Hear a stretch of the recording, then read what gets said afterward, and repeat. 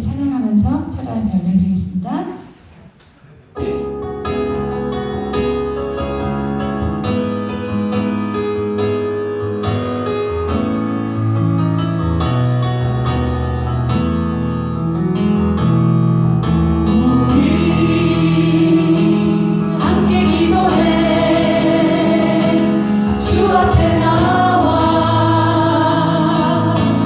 무릎 꿇고 긍휼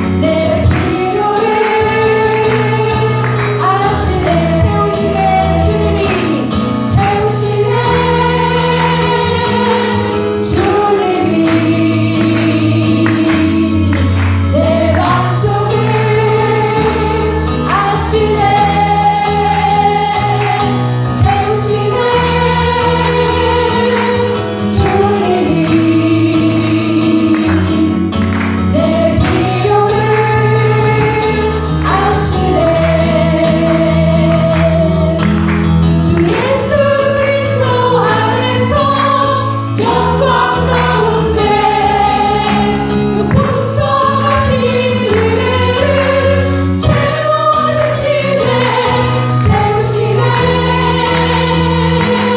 주님이 내 만족을 아시네 채우시네 주님이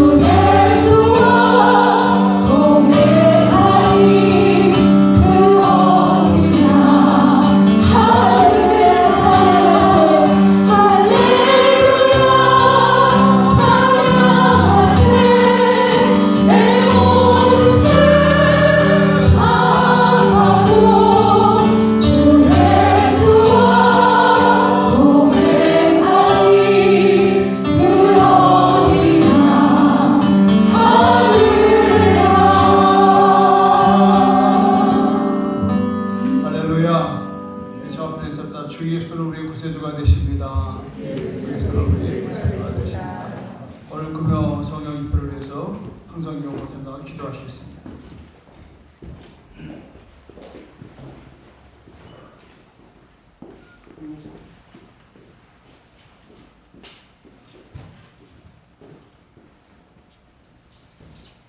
사랑과 은혜의 주님, 주님의 은혜에 감사합니다. 죄악으로 인해서 영원한 저주와 멸망을 받을 수밖에 없는 저희를 위해서 십자가에 못 박혀 죽으시고 그 보혈의 피로 우리를 구원하여 주신 우리 주님, 그 크신 주님의 사랑과 은혜에 감사와 찬양을 올려드립니다. 뼛속까지 죄인인 저희를 불쌍히 여겨주시고 죄에 대한 후회뿐 아니라 단호하게 죄를 거절하며 돌이켜서 주님께 달려가는 저희가 될 수 있도록 도와주옵소서. 주님의 말씀의 거울로 저희를 비추시고 가르치사 저희들의 삶 전체가 하나님 아버지를 향한 삶이 되게 하시고 주님을 저희의 희망과 위로로 삼게 하시옵소서. 대한민국의 정치와 경제가 심히 혼란함 가운데 있습니다. 이 나라를 불쌍히 여겨주옵소서. 지도자들에게 주님을 경외하는 마음과 지혜를 주셔서 주님의 정의와 공의로 통치받는 나라가 되게 하여 주시옵소서. 지속되고 있는 코로나19로 인해 고통받고 있는 분들이 좌절하지 않고 끝까지 만물의 주인이신 주님을 바라볼 수 있도록 저희를 붙들어 주옵소서. 코로나가 주님의 징계인 동시에 회복의 기회라는 것을 기억하고 마음을 지키며 늘 기도하는 자리에 있게 하옵소서. 주님, 이 시간 경제적인 어려움 때문에 원치 않는 육신의 질병 때문에 고통받는 성도님들이 계십니다. 오직 주님의 치유의 손길을 바라보며 우리의 힘으로 감당하지 못하는 무거운 짐을 주님 앞에 내려놓고 주님이 주시는 평안으로 쉼을 얻게 해주옵소서. 여호와는 나의 목자시니 내게 부족함이 없으리이다 라고 말했던 다윗의 고백이 우리 모두의 간증이 되게 하여 주시옵소서. 우리의 생각과 마음이 항상 주님 안에 머무르기를 원합니다. 주님의 뜻이 우리 마음의 소원이 되게 하시고 오직 주님의 뜻만이 완전하게 서게 하옵소서. 오늘 말씀을 전하실 선교사님께 성령의 충만함과 말씀의 권능을 주시고 말씀에 순종하는 저희들이 되게 하여 주시옵소서. 오늘 예배를 통해서 주님을 만나며 또 주님과 연합되어지는 은혜의 시간이 되어 있도록 도와주옵소서. 길이요 진리요 생명이신 예수님의 이름으로 기도드립니다.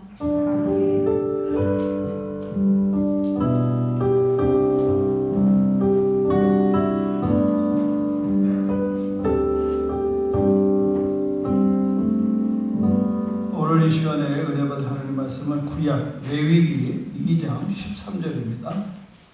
구약 레위기 2장 13절. 여러분 성경 구약 147면을 보시겠습니다. 147면 한 절인데요. 제가 읽겠습니다. 내 모든 소재물에 소금을 치라. 내 하나님의 언약의 소금을 내 소재에 빼지 못할지니 내 모든 예물에 소금을 드릴지니라. 아멘. 네, 오늘 밤에는 유시영 선교사님 설교를 하실 터인데 소금 이야기라는 제목으로 말씀을 증거하시고 말씀 끝나는 대로 김 목사님 나오셔서 예배 기도 인도하도록 하겠습니다.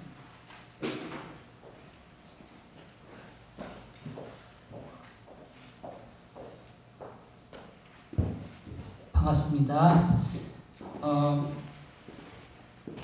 요즘은 이게 나이가 들어가다 보니까 죽음이라는 그 단어, 또 그쪽을 많이 좀 생각해 보는 것 같아요. 근데 지난주에 어떤 일이 있었냐면은 그 이동원 목사님의 이동원 목사님 둘째 아들을 갖다가 천국을 먼저 보냈어요. 사실은 이동원 목사님이라고 말하면 참 한국에 영향을 많이 주는 분이시죠. 그래서 아사연합신학교 한 교수님이 이동원 목사님에게 위로의 편지를 쓴 거예요. 어떠시냐고. 그런데 이동원 목사님이 그런 답을 보내오셨어요. 이렇게 글을 썼습니다.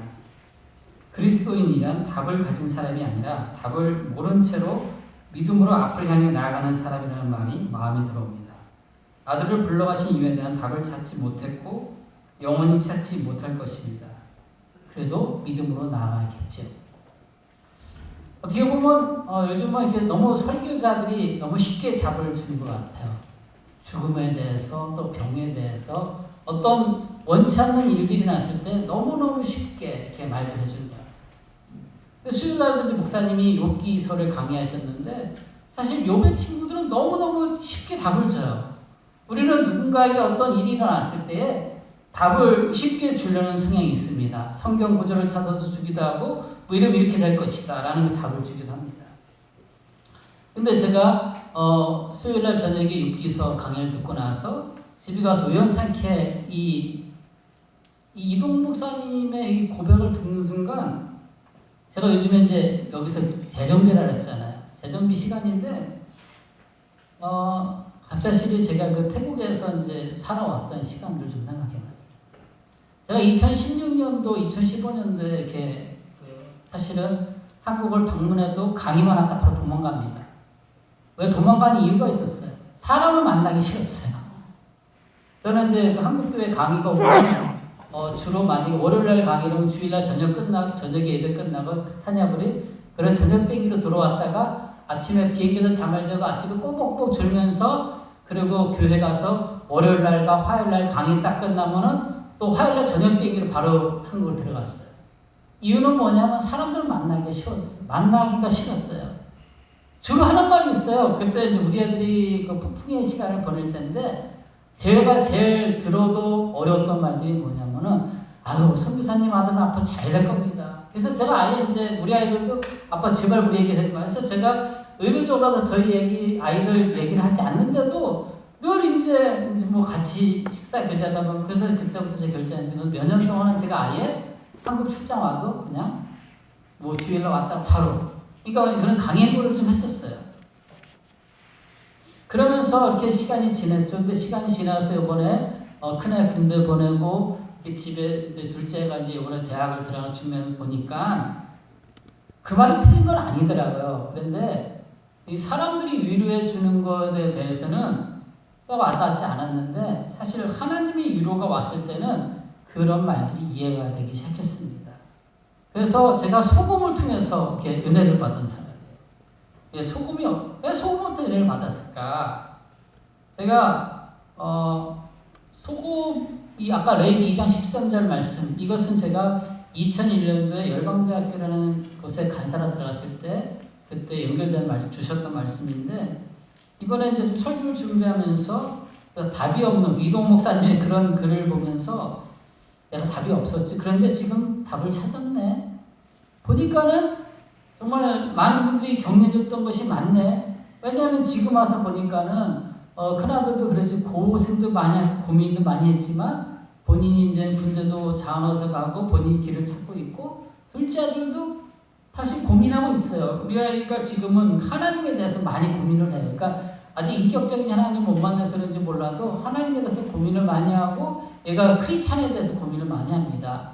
저희가 가르치는 그 열방대에서 가르치는 원리는 선교사 뭐 오지에 나가서 사는 것만 선교사가 아니고 각 영역에 가서 정치, 경제, 사회는 그런 데서 계속 가르치다 보니까는 그런 데서 선교사적 삶을 살려고 말하다 보니까는 이 안에 이제 많은 고민이 있는 거예요. 그래서 그렇게 하는 걸 옆에서 보니까 앞으로 분명히 나보다 잘 될 것이다. 요즘은 제가 그 말이 이제는 들어요. 선교사님 자녀들은 앞으로 잘 될 거예요. 그러면 요즘은 제가 아멘합니다. 보니까 저희 20대와 우리 아들들이 20대는 너무나 다르니까 이제는 아멘합니다.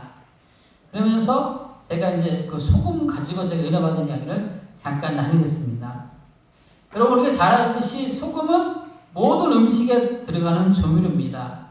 그리고 바닷물의 2.8%를 차지하는 것이 소금입니다.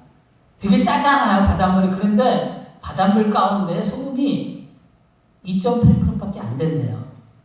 그리고 우리 인체 혈액이나 세포 안에 약 0.71%가 우리 몸 안에 들어있대요, 소금이. 그리고 기본적으로 우리 하루에 소금을 10g에서 20g을 먹어야지만 우리가 건강을 유지할 수 있대요. 소금을 전혀 먹지 않으면 우리 쓰러집니다. 또 바다의 소금 염도가 떨어지면 바닷물이 썩습니다. 그만큼 소금은 굉장히 중요한 요소입니다.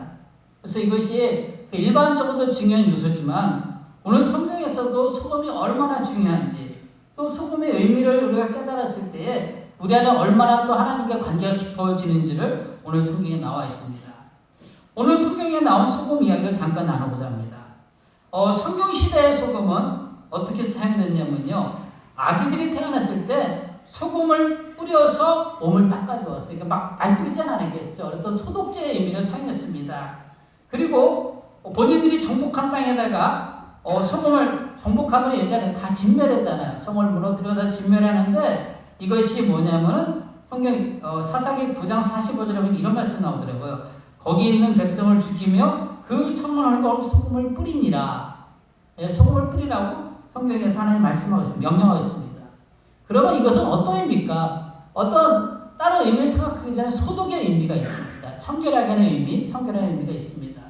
그래서 이걸 갖다가 지금 시대에도 그대로 받아들이면은 얼마 전에 뭐 소금을 뿌렸던 모 교회 사건 생각나잖아요. 근데 그거는 그 시대 성경 시대에는 소금만 뿌려도 소독이 됐던 것 같아요. 왜냐하면 그때는 무궁했잖아요. 지금도 우리가 바다에 가서 손 살짝 빈 거는 소금을 해서 닦으면 금방 납니다.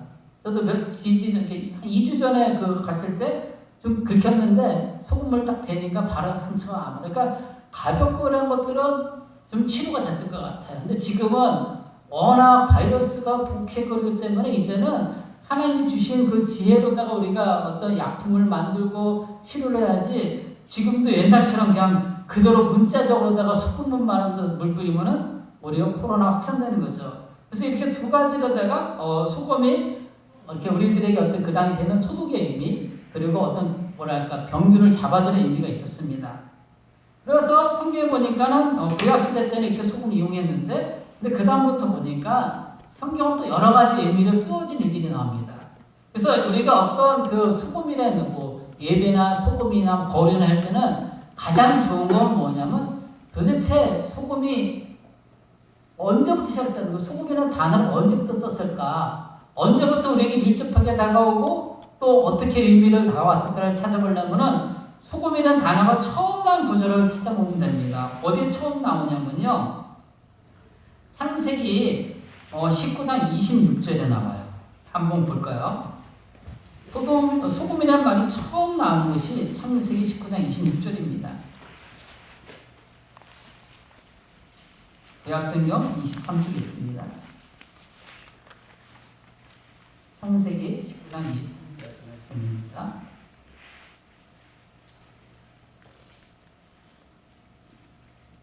19장 26절이네요. 한번 읽어볼까요? 롯의 아내는 뒤를 돌아보았으므로 소금 기둥이 되었더라.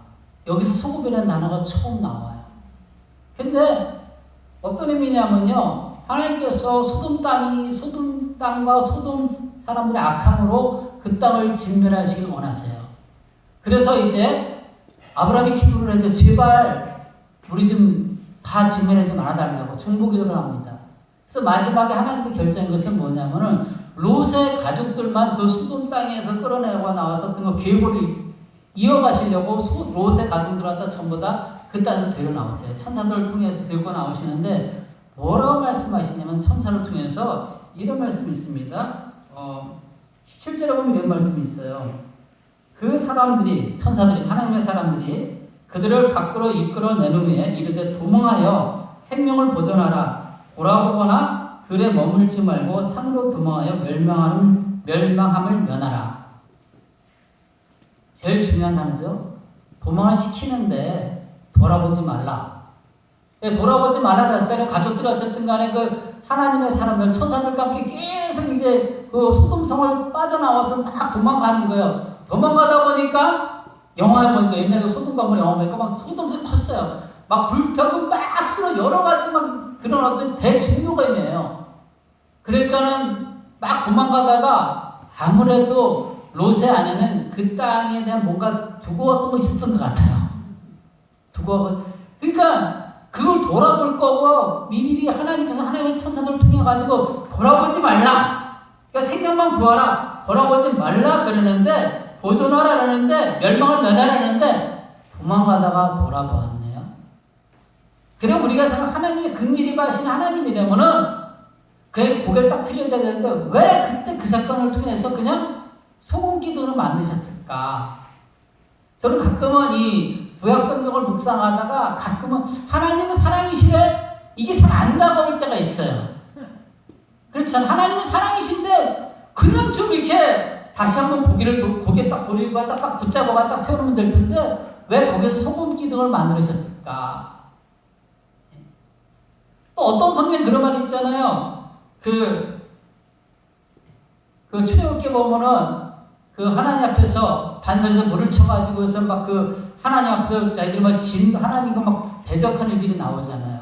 근데 거기서 보면은 그 하나님 앞에서 불평하고 원망했던 사람들 한 사람도 가나안 땅에 들어가지 못해요.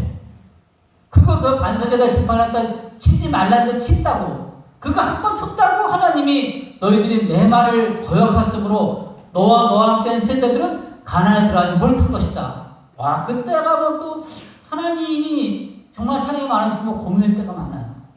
제가 많이 고민했던 구절이 이 소금 기둥과 그 반석에서 물을 영원하랬는데 쳤을 때 못 들어간 그 사건 보면서 한 번은 기도했어요. 주님, 하나님은 정말 사랑이 많으신데 당신이 만들어 오신 그 백성들 그냥 한 번쯤은 받아줄 수가 없었나요? 그때 주님이 저에게 깨닫게 해준 건 뭐냐면 거룩함을 가르쳐주기 위해서.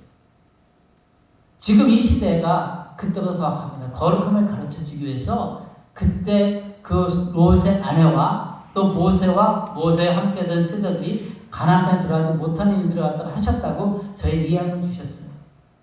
그러면서 제가 하나님의 사랑이 얼마나 좋은지, 하나님은 우리가 죄 가운데 사는 원치 않는 걸 깨달았죠. 어쨌든 소금 기둥, 소금이라는 단어가 이렇게 나옵니다. 돌아보지 말라. 그 말라 그 단어의 하나를 불순종하면서 이 롯의 아내는 소금 기둥이 되었습니다.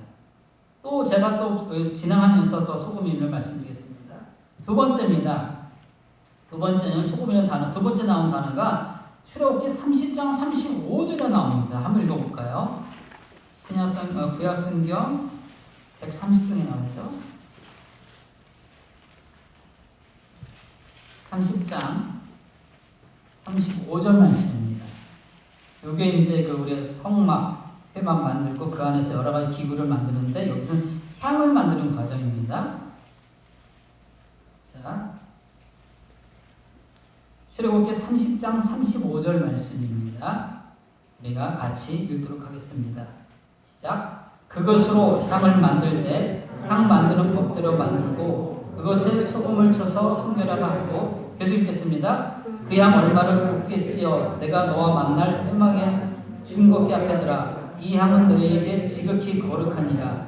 네가 여호와를 위하여 만들 향은 거룩한 것이니 너희를 위하여는 그 방법대로 만들지 말라. 냄새를 맡으려고 이 같은 것을 만드는 모든 자는 그 백성 중에서 끊어지리라. 혹시 여러분들이 소금 가지고 향을 만들어 보셨나요? 근데 소금은 이렇게 태우면 아무 냄새도 안 나더라고요. 제가 한번 태워봤어요. 소금은 아무 냄새도 안 나요. 그런데 오늘 향을 만드는데 그 향기 아무것도 없는데 거기다 소금을 뭐 하라고요? 소금을 칠해요. 우리 하나님은 왕소금 구이를 좋아하실까요? 오늘 우리가 본문 읽어봤잖아요. 근데 본문에 보니까 아까 먼저 레위 2장 13절에 다시 한번 읽어볼까요? 레위 2장 13절 말씀. 자, 레위 2장 13절 말씀 봅시다. 다시 한번 읽겠습니다. 레위 2장 13절 말씀. 내 소재물에 모든 소재물에 소금을 치라. 내 하나님의 언약의 소금을 내 소재에 빼지 못할지니 내 모든 예물에 소금을 드릴지니라. 계속 그 하나님 앞에 어떤 드리는 예물 가운데 또 소금을 칠해요. 이 세 가지를 갖다가 소금의 의미를 좀 설명드리고 그 다음을 좀 전개하고 싶습니다. 그 출애굽기 또 레위기, 민수기, 신명기, 모세오경이 쓰여진 연도를 보게 되면은 BC 1500년 기원전, 지금으로부터 한 3,500년 전에 이 성경이 쓰여졌습니다. 근데 하나님이나 또 모세경 시대나 또 예수님 시대에 보면은 특별히 비유로 사용할 때는 그 시대의 문화를 많이 이용했던 것 같아요. 그 시대의 문화를 갖다. 우리 이은돈 집사님하고 조광희 집사님 결혼식 하실 때 예물 뭘로 드리셨어요? 예물? 반지 아무것도 안 드셨어요? 만들어 주셔야겠네. 여러분들 결혼식 예물 할 때 무슨 반지 주죠? 다이아만드. 어느 분이 다이아를 하셨나요? 장로님 다이아만드 왜 주셨어요? 예? 아, 맞아요. 뭐 나중에 비상금하라 준 게 아니에요. 다이아 반지는 서로 변하지 말자. 그래서 순금 반지, 다이아 반지, 백금 반지 주는 이유는 변하지 딴 거 없어요. 뭐 그거 가지고 나중에 비상금하라고 준 건 아닙니다. 저희 부부도 결혼식 할 때 다이아 반지를 서로 했어요. 근데 우리는 주님 앞에 변하지 않기 위해서 그때 우리 교회 건축할 때 드릴 게 변하지 않는 마음. 그래서 우리 부부는 다이아를 그때 강정 어디죠? 법한동에서 우리 임시로 교회 했을 때 그때 정말 하나님 우리가 변하고 싶지 않습니다. 하나님께 다시 한번 서약하면서 우리가 변하지 않는 마음을 그때 우리가 반지로 다 드렸었죠.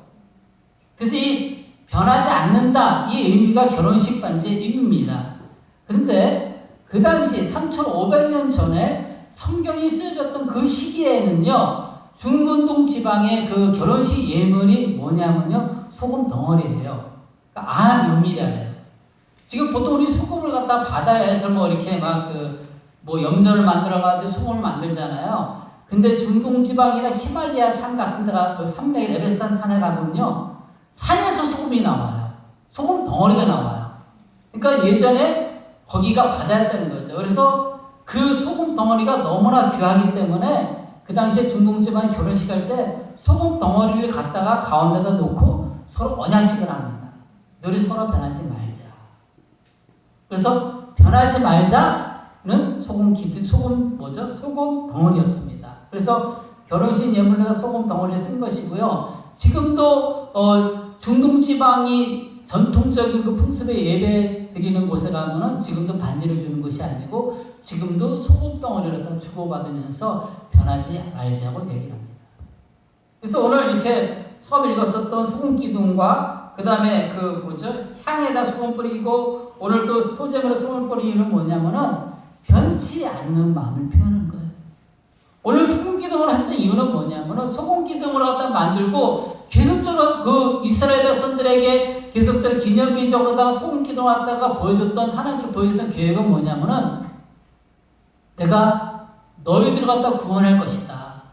너희들을 구원할 것인데 그런데 구원받은 백성은 뒤돌아보지 말라는 거예요.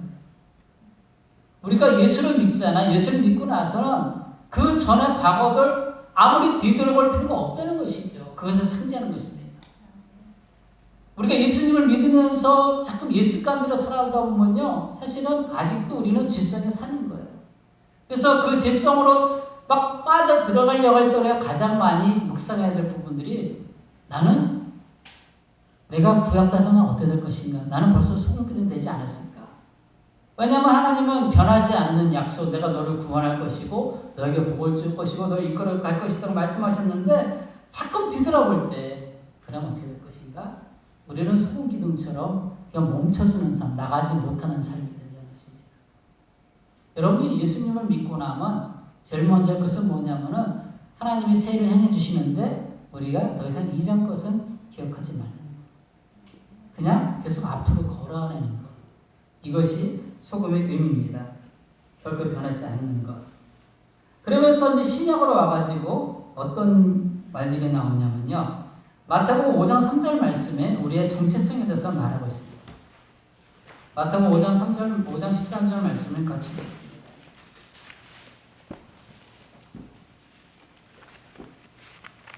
자, 마태복음 5장 13절 말씀입니다.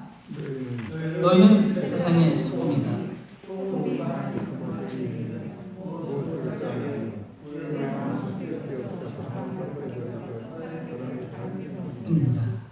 여기 보면은 너희는 세상의 소금이라고 말했습니다. 소금이 많이 그 맛을 잃으면 무엇으로 짜게 하려. 그런데 여기서 또 말하는 소금의 의미는요, 변하지 말자는 거예요. 요즘은 사람들은 너무나 이렇게 쉽게 변해요. 그렇죠? 왜요? 제 말 한번 따라해 보시겠습니까? 그리스도인은 기분 따라 사는 것이 아니고 말씀 따라 사는 것이다. 사실은 많은 그리스도 우리가 교회를 다닌다고 하지만 우리의 감정이 빈정상에서 기분 나쁜 거 빈정상에서 관계를 깨뜨리고 빈정상에서 교회를 다니고 교회를 떠나고 빈정상에서 봉사를 하지 않는 일들이 많이 일어납니다. 근데 빈정이 상할지라도 우리가 소금의 의미만 제대로 안 되면 우리는 그 가운데서 말씀 따라 헌신하고 말씀 따라 살아가는 것입니다. 그러면서 주님은 또 뭐라고 말씀하고 있냐면 마가복음 9장 50절 말씀입니다. 마가복음 9장 50절 말씀에서 소금이 또 나옵니다.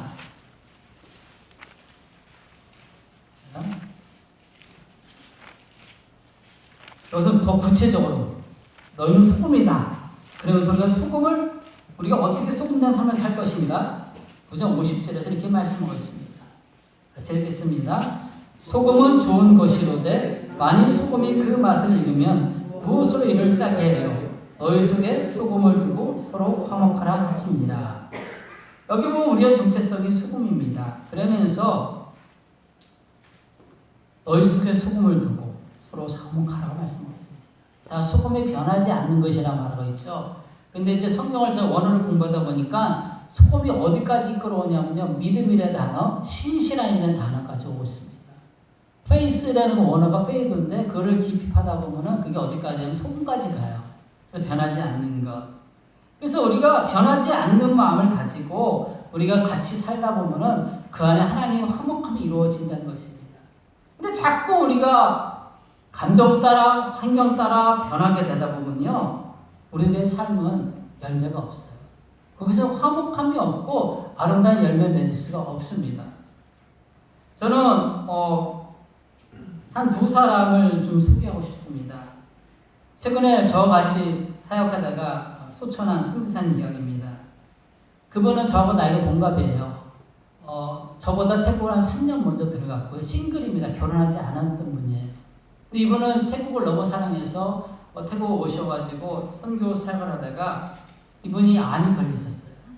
그래서 한국에서 투병 생활을 하다가 작년 크리스마스 전에 이제 본인은 이제 낫다고 근데 돌아왔는데 사실은 눈이 살아있었어요. 사람이 눈이 살아있으니까 병세가 없는 것처럼 했어요. 그래서 모자 쓰고 와서 같이 이제 우리가 또 이제 같이 그 베이스에서 같이 또 축복해주고 기도해주고 그리고 본인이 이제 건강하게 살아서 올 거라고. 그런데 결국은 이 선교사님이 올해 이제 코로나 시즌 3월달인가 소천했어요. 그래서 한국에서 소천해서 또 태국 분들도 못 가고 그냥 태국 부산 한 병원에서 그냥 장례식했습니다. 그러니까 그때는 뭐 이제 뭐 주무도 못 하고 그랬는데 그분이 소천해가지고 나가지고 13년 사역하다가 들어와서 결국 소천했는데 그분의 그 페이스북에다가 많은 사람들이 이제 추모글을 남겼어요. 자, 여러분들에게 한번 한번 들어보세요. 러이엣, 깔라신, 마사라캄, 넝카이, 우둔타니 들어보셨나요? 마사라캄, 깔라신, 러이엣, 우둔타니, 넝카이 이거는 지명 이름입니다. 여러분 태국은요 78개도가 있어요. 그런데 제가 말씀드렸던 이 지명은 거의 보험이 안 들어가는 지역이에요. 근데 많은 그 태국 친구들이 이 선교사님 방에 와가지고서 막 추모글을 남겼는데 그들의 그 방을 들어가 보니까 그들이 거기서 사역하고 있는 사역자. 우리는 늘 아는 데가 타냐고리 치앙마이 방콕이지만 제가 다시 한번 그 선교사님의 그 방에 들어가서 이런 데도 있었네? 근데 이 선교사님 오셔서 했던 게 뭐냐면요. 되게 그 현지 사역자들 잘 섬겼어요. BTS 간사를 섬기고 여러 가지 하면서 정말 이분이 나름대로다가 이렇게 최선을 다해서 이들을 서포트해주고 기도했던 것 같아요. 그러니까 이들이 그 수많은 복음이 없는 지역과 사역하면서도 늘 지지받던 사람들이니까 글을 올린 거예요. 그래서 더 놀라운 것은 YM어들은 보통 주일날 저는 좀 특별한 케이스예요. YM어들은 교회 개척하면 안 됩니다. YM어들은 우리가 지역교회를 섬기기 때문에 주일날은 무조건 교회를 가야 돼요. 가까운 교회를 섬겨야 돼요. 그런데 이 선교사님은 하나님이 특별하게 말씀하셔가지고 어디를 섬겼냐면은 주중에는 태국 그 베이스를 YM 베이스와 그 현지 사역들과 함께 DTS와 여러 가지 그 아우리지를 태국의 여러 지역을 다녔지만 주일날은 반드시 태국에 있는 한인교회를 섬겼어요. 한인교회를 얼마나 잘 섬겼는지 사실은 작년에 태국에 마지막으로 들어올 때 한인교회 담임 목사님이 초청해서 그 비행기도 좋은 거 타고 들어오셨던 거예요. 얼만큼 잘 섬겼으면 변치않게 그 14년 동안 한인교회를 섬겼으면 어떻게 이분이 14년 동안 태국 사람들 섬겼으면 우리도 들어가기 힘든 지역에 넝카이라든지 깔라시라든지 러이에시라든지 마사카라든지 이런 데 가서 그 친구들, 젊은 친구들 교회 개척할까? 이 변치 않는 한 사역자 활동에서 열매가 드러난 거예요. 그런데 제가 더 놀라운 말씀을 드릴게요. 태국은요, 여러분이 방콕에 오신 분은 태국 YM 본부가 방콕에 있습니다. 근데 그 YM 본부에 가면요, 그 본부는 건물이 5층짜리 건물인데 되게 커요. 근데 왜 이제 그게 태국이 어떤 DNA겠냐면 큰데 그 건물이 어떤 건물이냐면은 캐나다 선교사님이 YM 선교사 오셔가지고 암이 걸리셨는데 결국은 싱글인데 마지막 유산을 갖다 그냥 그 건물 사는 걸 갖다가 헌금을 하셨어요. 기부를 하셨어요. 근데 그거를 기점으로 해가지고 지금 방콕 YMBS가 이렇게 굉장히 크게 지금 세워진 거예요. 더 재밌는 것은 방콕은 1971년대에 YMBS가 생겼는데 몇 년 있다 그 베이스 리더가 생깁니다. 그리고 스티브 그시란 분이 베이스 리더가 되고 어른도 섬기다가 그 다음에 이용을 해주는데 세물이라는 리더가 생깁니다. 그리고 그 다음에 펄피트라는 리더가 생기고 올해 또 다른 젊은 리더가 생기고 4명의 리더가 있어요. 그러면 이제 첫 번째 리더는 본고를 갔느냐? 아니에요. 그분이 본고를 간 것이 아니라 50년 동안 같이 베이스에 있어요. 자, 쌤도 안 떠났어요. 그 쌤 아저씨는 지금 저희 우리 아저씨라 하지만 70이 넘으셨어요. 지금 코로나가 일어나니까 쌤 아저씨와 사모님과 둘이 뭐냐면은 태국이 되게 넓어요. 지금은 뭐냐면 YM 간사들 그 베이스를 굉장히 많이 있는데 두 분이서 12시간씩 운전하면서 가가지고 방문하면서 젊은 사역자를 위로해주는 거예요. 근데 세 번째 사역자 폴인데 제 나이가 제가 57인데 저하고 동갑인데 올해 새로운 리더를 세웠어요. 근데 제가 올해 충격적인 여기 태국 한국 들어오기 전에 충격적인 장면을 보면서 참 부러웠고 우리 한국교회도 이랬으면 좋겠다는 생각이 들었던 게 뭐냐면요. 저희 YM 타일랜드 베이스에 가면요. 그 1대, 2대, 3대, 4대 리더들이 다 같은 베이스에 머물러 있어요. 그러면 젊은 리더가 회의를 진행합니다. 근데 진행하면서 그러면 1대, 2대, 3대 리더들 50년 사역하신 분, 40년 사역하신 분들, 30년 사역하신 분들이 나 때는 이랬어 말씀하시는 것이 아니고 계속 들어줘요. 근데 다 끝나고 나면은 마지막 4대 때 리더가 제일 젊은 사역자가 물어봐요. 지금 제가 이렇게 이런 방향으로 가려고 하는데 저희 한 달에 한 번씩 모여서 전체 회의를 합니다. 질문하면은 그분이 뭐라 하냐면은 또 다른 의견이 없느냐, 또 다른 젊은 사역자 춤 얘기하면 마지막으로 다 이제 그 50년 사역하신 분들이 당신의 그 형제님의 선교사 의견 참 좋은데 이렇게 했으면 좋을 것 같습니다. 이렇게 해라가 아니에요. 그래서 방향이 설정되고 또 모든 사역자들이 기도하면서 또 1년이나 한 달을 또 이끌어 나갑니다. 저는 요즘에 기도하고 있는 게 아까 우리 현명가사님도 그런 얘기 했지만 저는 제주열방대학이 또 한국교회가 이렇게 했으면 좋겠어요. 지금 계속 저러다가 우리 한국 특별히 한국만 독특한 거예요. 이상하죠? 왜 그럴까? 유교적 기독교. 우리의 사고는요. 기독교라 했지만 거의 뿌리는 거의 다가 유교예요. 그래서 사는 공산이라 했잖아요. 선비가 가장 좋은 것이고 농업도 괜찮고 마지막에 뭐죠? 상인들 하찮은 일은 너무 안 하니까 진짜 충성은요 작은 것부터 하는 거예요. 저는 제가 제주국제 순복음 남자주교 중문 시절부터 제가 처음 했던 게 찬양 봉사였어요. 제가 2주 전부터 하면서 제가 다시 한번 저를 돌이켜보는 거예요. 다시 한번 가장 작은 것의 충성은 무엇인지를 생각하면서 가는 거예요. 근데 우리는 너무 그게 있다 보니까 또 조직도 마찬가지예요. 그래, 너는 과거야. 우리나라가 계속 이렇게 가다가는 뭐 교회나 사회나 이렇게 하다가는 정말 어려워져요. 이게 전통이 없어지는 거예요. 계속 거기서 끝나요. 자기들 나름대로 해석만 해요. 그래서 저는 우리 김민자 소천하지만 그 선교사님이 14년 동안 마지막에 마지막에 모든 것을 태국에 쏟아붓던 이유가 바로 그런 50년 동안, 40년 동안, 3년 사역하면서 같이 연합하고 변함없이 변하지 않게끔 사는 것을 보면서 화목을 배웠고 그 땅에다 자기의 모든 전상을 드린 거라 생각합니다. 이게 바로 변하지 않는 거예요. 기분 따라 사는 것이 아니죠. 혹시 모르겠어요. 저는 이제 제가 예교 출신이기 때문에 이유가 있어 말씀드릴게요.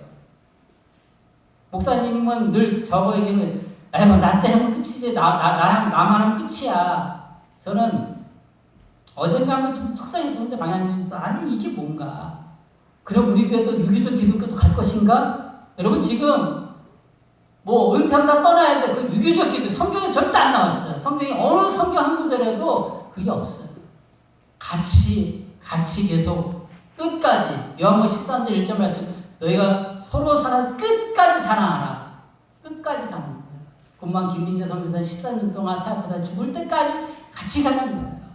근데 우리는 너무 목사님이 그저께도 내가 끝나면 또 바뀌는 거다. 이거는 죄송하지만 유교적 성경적 아닙니다. 여러분 꼭 기억하십시오. 나중에 우리 장로분들 계시는데 여러분도 은퇴하셨다고 나 장로 끝났어 그러지 아니에요. 여러분들이 갖고 있는 좋은 것들을 계속 후배들한테 물려주셔야 되고 계속 연합이 이루어져야 됩니다. 너무 우리는 그냥 딱딱딱딱 우리는 너무 관계와 사역을 갖다가 확 분리시켜가지고 이게 상당히 좀 곤란한. 그래서 우리가 봉사만 하면 그 다음에 쉬어야 되고 이거는 성경적인 것이 아닙니다. 두 번째 또 제가 한 분을 또 소개할게요. 어떤 분이냐면은 제가 교회 서울에 있는 한 교회 디테스 강의 갔다가 몇 년 전에 한 5년 6년 전에 만난 분이에요. 제가 거기 가서 이 변하지 않는 하나님의 사랑 이 소금까지 강의 많이 하는데 그분이 끝나고선 식사교제하는데 그런 말씀하시는 거예요. 선교사님 제가 선교사님 강의 듣다 보니까 자기가 그런 삶을 살았던 것 같대요. 그분도 일찍이 남편을 여우셨어요. 그런데 이분이 했던 건 뭐냐면요. 자기 가정을 하나님께 맡길 수밖에 없었대요. 그러니까 이분은 매일 새벽기도 나올 수밖에 없는 거예요. 거기가 서울에 있는 교회다 보니까 뭐 주일날 쉬어 그러면 주일날 혼자 나와서 성전에서 지켰대요. 그러면서 어떤 얘기를 하냐면은 자기 딸들이 보니까 늘 엄마 탓을 했는데요. 엄마가 기도해줘서 이렇게 됐다고. 두 딸들이 너무 잘 됐어요. 지금은 되게 너무 제가 보기에 영향력 주는 그 삶을 살아가고 있어요. 그러면서 제가 어느 교회에서 간증한 것이 있더라고요. 근데 너무 좋아가지고 그랬어요. 목사님, 제가 나중에 권사님 이야기도 될까요? 쓰래요. 그러면 자기가 그렇게 30년 넘게 홀로 새벽기도 하니까 자기 가정은 변화된다고. 근데 그분이 그 교회에서 이렇게 간증하면서 지금 그 교회도 우리 교회처럼 날마다 새벽기도 해요. 이게 변하지 않는 우리의 헌신입니다. 그러면 헌신의 결과, 변하지 않는 사랑과 헌신은 어떤 결과가 나오는가 한번 봅시다. 민수기 18장 19절 말씀입니다. 구약성경 227장입니다.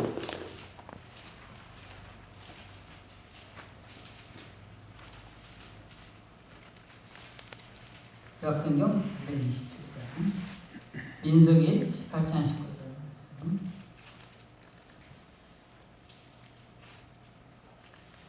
우리 다 찾으셨나요? 이거는 너무나 중요한 말씀이니까 여러분들 빨간 줄 쭉쭉 쳐놓습니다. 민수기 18장 19절 말씀입니다. 시작. 이스라엘 자손이 여호와께 거제를 드리는 모든 성물은 내가 영광 몫의 음식으로 너와 내 자녀에게 주노니 이는 여호와 앞에 너와 내 후손에게 영원한 소금 언약이니라. 여기 보니까는 하나님이 하나님께 드린 모든 성물을 너와 내 자손에게 줄 거라고 말씀하고 있어요. 어떤 분들은 이걸 외인들에게 주는 걸 얘기하지만 아니요. 이렇게 된다면 역대하 13장 5절 말씀이 아무 의미가 없는 거예요. 역대하 13장 5절 말씀 볼까요? 역대하 672쪽에 있습니다. 제가 가진 성경 찾기에서 672쪽에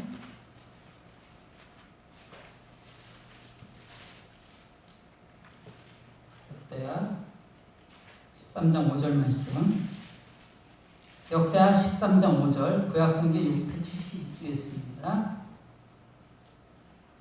같이 읽겠습니다. 이스라엘 하나님 여호와께서 소금 언약으로 이스라엘 나라를 영원히 다윗과 그의 자손에게 주신 것을 너희가 알 것 아니냐. 그 하나님의 약속이 이루어진다는 것. 근데 뭐 때문에? 소금 언약 때문에.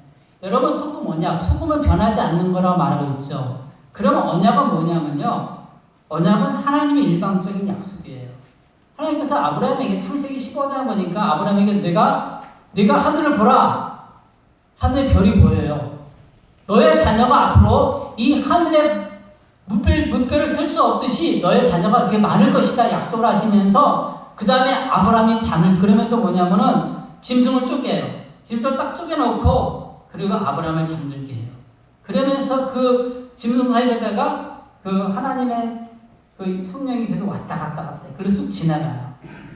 그게 무슨 뜻이냐면요. 뭐 서부 영화나 이런 데 보면 동전을 딱 쪼개잖아요. 그런 거 딱 지나가요. 그래서 약속을 맺잖아요. 그게 뭐냐면 그 약속은 언약을 깨뜨렸을 때는 내가 이렇게 쪼개질 것이다. 내가 죽을 것이다는 의미예요.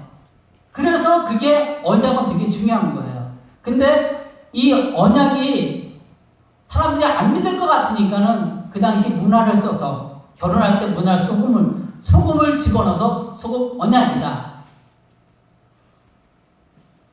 제가 그 열방에서 또 선교사로 살아갈 때 제가 가장 많이 붙잡았던 말씀이 레위기 2장 13절과 그리고 오늘 민수기 18장 19절이었어요. 힘들 때 많았어요. 근데 그럴 때마다 제가 많이 묵상했던 것이 하나님이 기억하시는 거예요. 하나님이 약속하셨지 계속적으로 저는 그걸 믿고 나갑니다. 저는 요즘에 어르신들의 신앙을 참 존중하고 너무 아름답다고 생각합니다.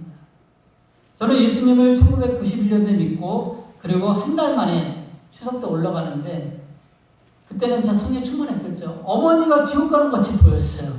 그래서 제가 올라가면서 추석 전날 추석 이틀 전에 올라갔는데 집안 밥을 안 먹었어요. 그때 금식이 뭔지 몰랐는데 어쨌든 금식 기도의 능력을 믿었던 것 같아요. 믿자마자.